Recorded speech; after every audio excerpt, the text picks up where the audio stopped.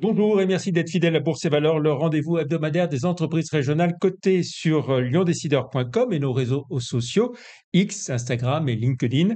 À retenir cette semaine, le CAC 40 qui confirme ses deux records historiques de vendredi dernier, un record en séance à 8048 points et puis un record en clôture à 8028 points, des plus hauts jamais atteints dans l'histoire de l'indice vedette de la place parisienne, confirmé en début de semaine, lundi et mardi.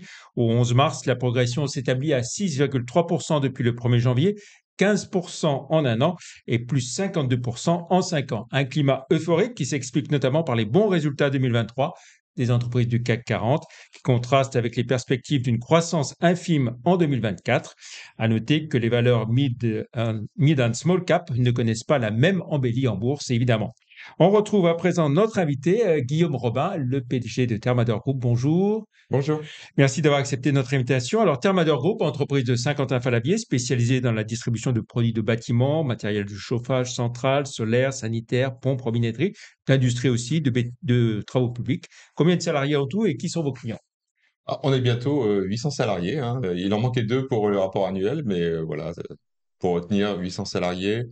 Nos clients sont majoritairement des grossistes, donc des grossistes en sanitaire chauffage, des grossistes en travaux publics, des grossistes en matériel électrique ou des grossistes en robinetterie industrielle. On a également des clients en grande surface de bricolage. Mhm.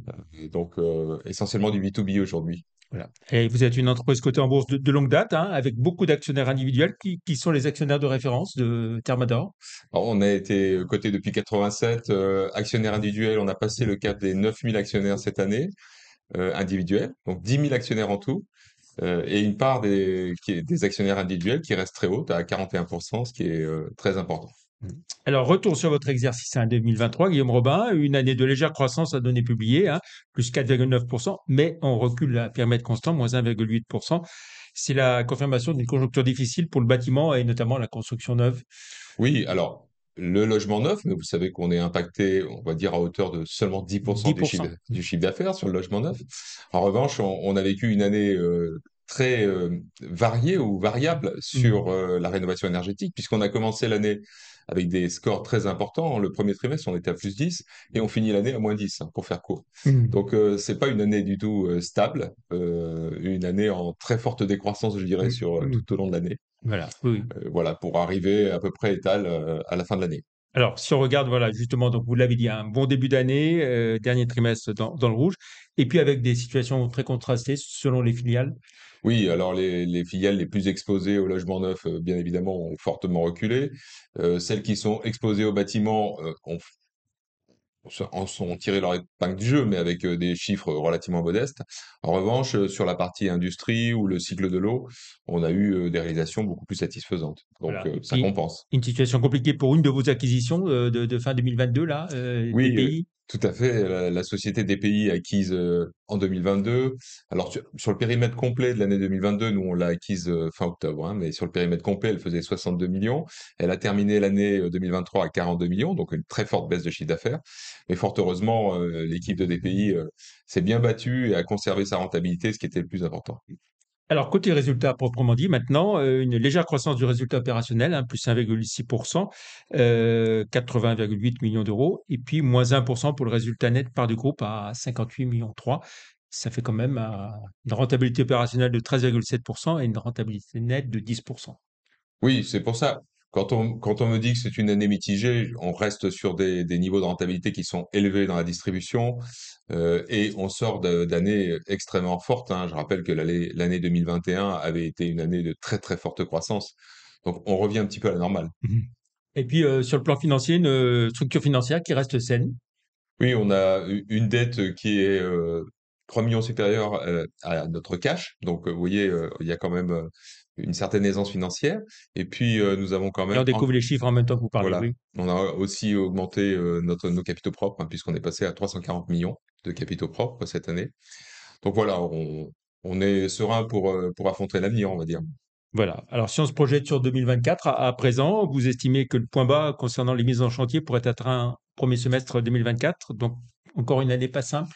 Oui, alors il y a ce contexte des logements neufs, mais il y a également MaPrimeRénov', hein. Mmh. Vous avez entendu parler Mmh. encore récemment des différences approches des pouvoirs publics. Là encore, on revient dès vendredi dernier sur des nouvelles propositions des pouvoirs publics, puisqu'on a constaté que MaPrimeRénov' ne fonctionnait plus en début d'année, moins 40%.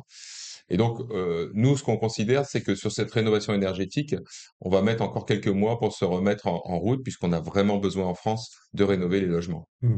Donc, Alors, que- premier semestre difficile, oui, et deuxième semestre, peut-être qui nous permettra de récupérer ce qu'on aura perdu sur le premier semestre en chiffre d'affaires. voilà. Alors, et 2025, à coup sûr meilleur?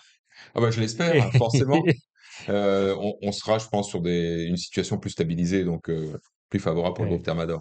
Alors, avant 2025 et 2024, donc, quelle prévision d'activité? Vous dites que vous maintenez vos prévisions, hein, une croissance moyenne annuelle de 7% sur 10 ans. Voilà, nous, vous savez, on donne pas de guidance ou Voilà, d'objectifs annuels parce vous que raisonnez sur voilà, on reste sur des période longue. tendances long terme et donc on a toujours l'ambition de doubler la taille du groupe tous les 10 ans avec des hauts et des bas, mais sur cette année 2024, ça restera une année de transition. Il y aura pas, ce sera pas une année de forte croissance, ça c'est clair. Voilà, et puis avec cette bonne situation financière, pourquoi pas des acquisitions encore, Oui, alors on a une petite qui est en cours. opération hein, avec la société compteurenergie.com et les sociétés qui lui sont affiliées. Donc c'est un petit chiffre d'affaires, mais extrêmement intéressant pour nous. On vise effectivement des acquisitions en Europe si possible, mais je dois dire qu'on n'a pas de choses très significatives pour l'instant dans les tuyaux, comme on dit. Voilà. Pour finir, on jette un œil à votre parcours en bourse, hein, Guillaume Robin. Au moment où l'on enregistre cette émission, vous cotez 81,50 €, 81,50. Un léger repli de 3,5% par rapport au 1er janvier, de 15% en un an, mais une progression de 63% sur 5 ans. Oui, et sur notre site internet, je montre toujours le parcours dividendes réinvestis. Et sur les 10 dernières années, on est toujours au-dessus de 13% par an dividendes réinvestis, donc c'est le plus important. Hmm. Quel dividende, justement, allez-vous proposer à vos actionnaires? Alors, on propose de le stabiliser à 2,08 € cette année. Vous savez que depuis l'introduction en bourse, on ne l'a jamais baissé. Et je pense que c'est quelque chose qui est cher à nos actionnaires individuels Hmm. particulièrement. Alors, l'Assemblée générale des actionnaires, ça sera à Lyon, hein, à quelle date? C'est le 2 avril à Confluence, donc on change, on va dans un lieu qu'on n'a jamais visité.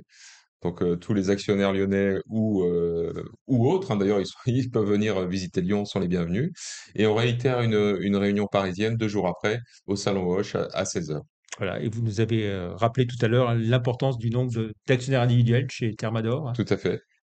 Et également les salariés, hein, puisqu'ils sont pas loin de 7% du capital et qui seront présents, je pense, en nombre aussi pendant cette assemblée générale. Voilà, alors vous nous avez apporté votre rapport d'activité qui est Voilà. impressionnant, hein, toujours plus épais, parce qu'il y a tous les critères extra-financiers aussi désormais. Voilà, on se prépare à la nouvelle réglementation européenne qui s'appelle CSRD, qui est assez complexe.